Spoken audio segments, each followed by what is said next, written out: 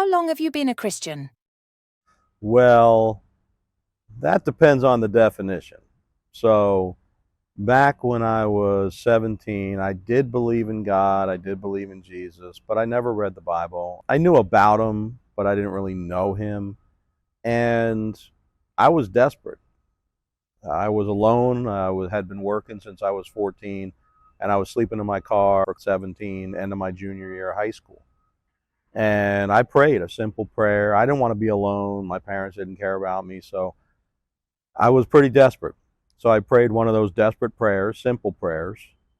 God, if you're real, let me know, because otherwise I gotta end this. I don't want to. I don't want to be alone. And the interesting thing was, a rock and roll song came on. That was my language at the time.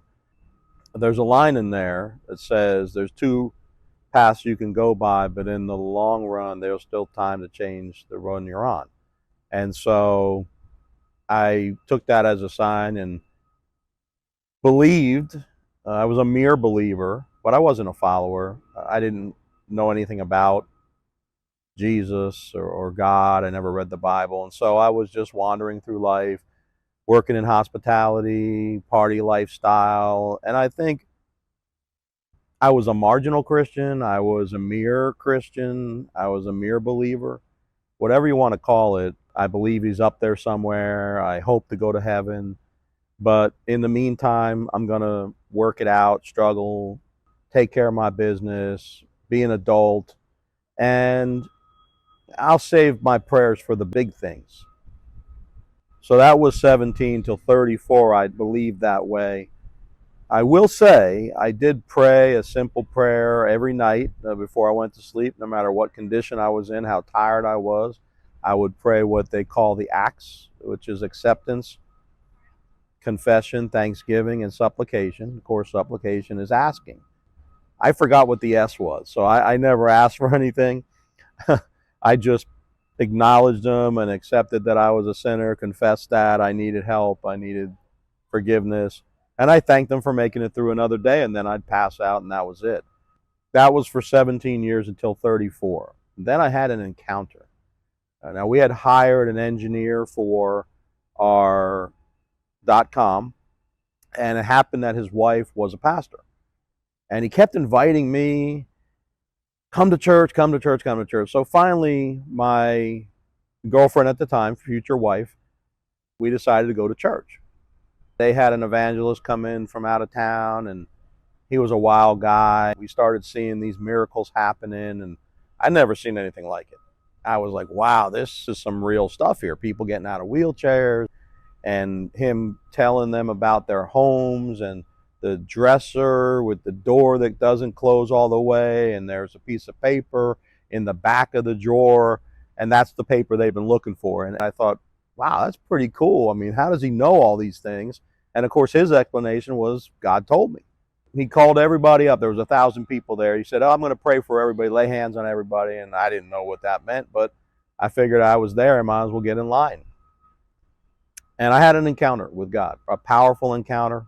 And as I stumbled back to my chair, I heard a voice. I heard a voice say, now do you believe I'm real? Well, I had no choice but to say yes, because I was really rocked. I really had an encounter with something I couldn't explain, something powerful.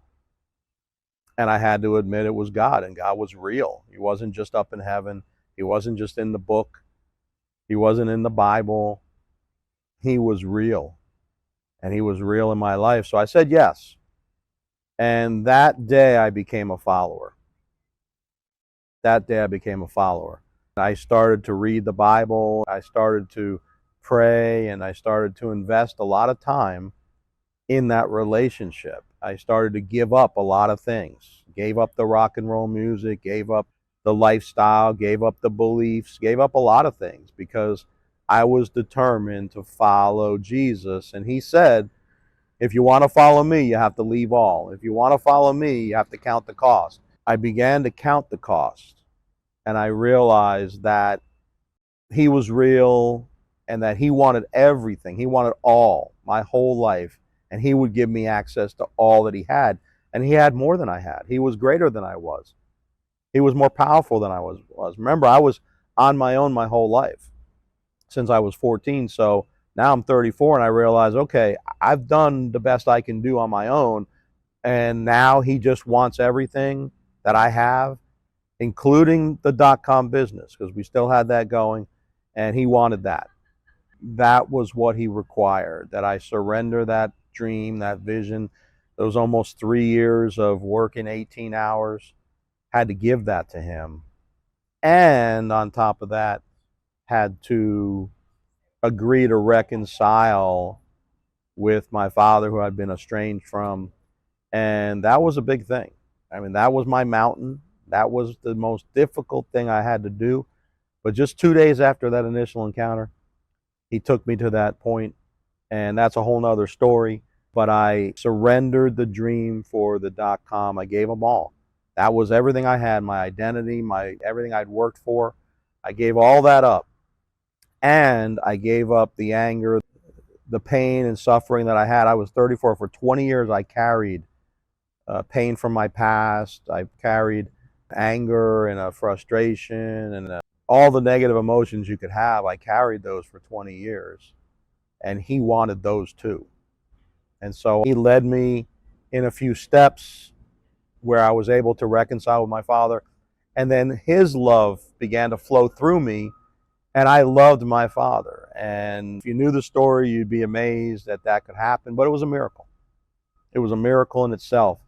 And actually, as my future wife started to see the change in me, that I was a follower of Jesus, that I was in relationship with God the Father through the Son, that I was obeying him 100%, that I had given up all of my identity in the pain and past, that I've given up my identity as an entrepreneur and my dream for a .com. I had given him everything.